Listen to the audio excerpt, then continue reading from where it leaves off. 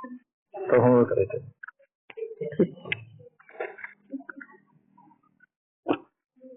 48 number सवाल कह रहा है एक एलसीआर परिपथ के सिरों के बीच 300 वोल्ट, तो बी बराबर कितना है 300 वोल्ट। प्रत्यावर्ती जो लाया गया परिपथ में प्रेरण प्रतिघात को किससे लिखते हैं एक्सएल से, कितना है 50 ओम, ठीक है। और भारतीय प्रतिघात को एक्ससी से लिखते हैं, ये भी 50 ओम है। ओमी प्रतिरोध को आर से लिखते हैं, ओम का नियम तो सभी ने पढ़ा है, ये 10 ओम है। ठीक है, परिपथ की प्रतिबाधा को जेड से लिखते हैं, एल सी व आर के बीच विभवांतर यानी बीएल बीसी और बीआर, इनके भी मान निकालने हैं। प्रश्न सभी को समझ में आ गया?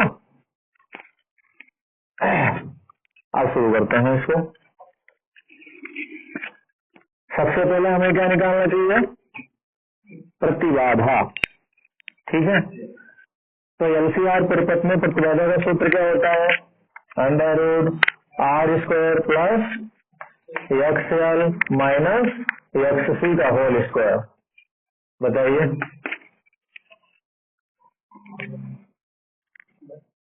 सूत्र समझते हैं सब लोग? अब यहाँ पर इसका मान रखो, आर का मान कितना है 10, तो 10 का स्क्वायर प्लस एक्सएल का मान 50 माइनस 50 का स्क्वायर।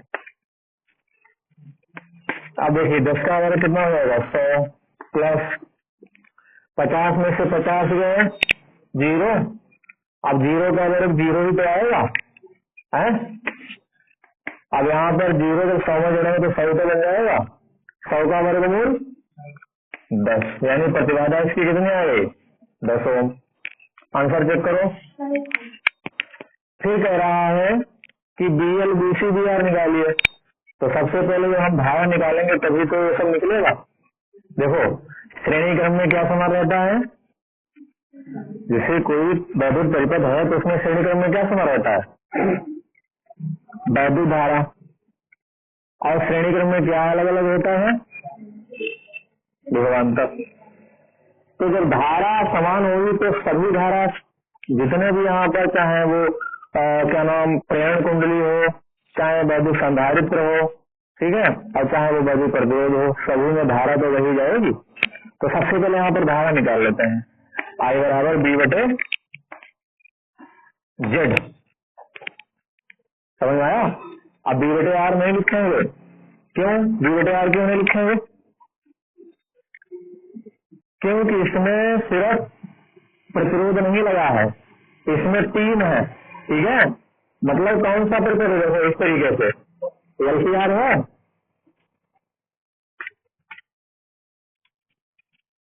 इस तरीके से परिपथ है। अगर वोल्टेज की बात करें तो कितना है 300 वोल्ट, समझ में आया? और यहाँ पर प्रतिरोध कितना है 10 ओम, यहाँ पर एक्ससी, रुक जाओ, यहाँ पर जो प्रेरण प्रतिघात है कितना है 50 ओम है, और ये कितना ये भी 50 ओम है, और ये कितना है ये 10 ओम है। समझ आया? डायग्राम तुम्हारे सवाल में नहीं बना हुआ, लेकिन डायग्राम इसका ऐसा बनेगा, ठीक।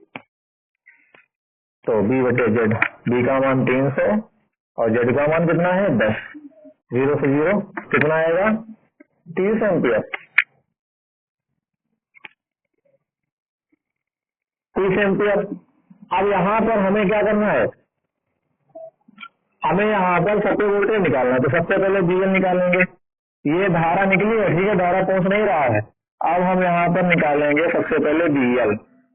तो बताओ बीएल बराबर क्या होता है आई एक्सएल, तो आई का मान कितना है 30, एक्सएल का मान कितना है 50, 30 और 50 की गुणा करेंगे कितना आ जाएगा 1500।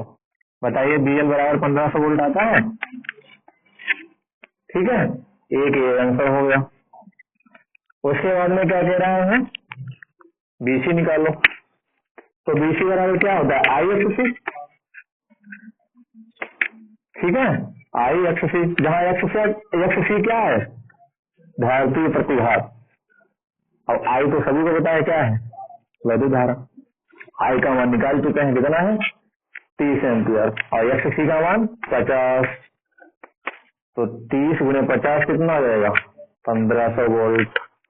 इसका भी आया 1500 वोल्ट। उसके बाद में हमें प्रतिरोध के सिरों पर निकालना है, DR। तो IR, ये तो ओम का नियम होता है। तो 30 और गुणे 10 कितना हो जाएगा, 300। आंसर आ गया। अब यहाँ पे तुम्हें भी अनुमान लग गया। देखो पहले प्रत्यावर्ती वोल्ट, जो प्रत्यावर्ती धारा जो स्रोत है उसका वोल्टेज कितना, 300 वोल्ट। और इसमें अलग अलग ये जो लगे हुए हैं, जैसे ये क्या है, स्वप्रेरकत्व है, ये संधारित्र है, ये प्रतिरोध है। देखो सबका अगर बीज वृत्तियों को जोड़े तो बताइए इससे ज्यादा बनेगा कि नहीं, बनेगा कि नहीं। देखो ये 300 है सिर्फ, और इसको अगर जोड़े तो 1500, 300, 1800। देखो 1500 3000, और फिर 300, 33 हो जाएंगे। कहाँ 3300, कहाँ 300 वोल्ट।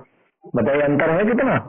बस यही अंतर तो यहाँ पर 2024 में सवाल आया था कि, तो उसमें यही तो अंतर पूछ रहा था। और अंतर क्यों है तुम लोगों को पता ही है, क्योंकि जो BR जो है BC से आगे होता है, और BL जो है वो BC से भी आगे होता है। तो मतलब BC जो है वो कष्टगामी होता है, ये कालांतर के कारण है। बता, सभी को समझ में आ जाए, कोई दिक्कत इसी हो।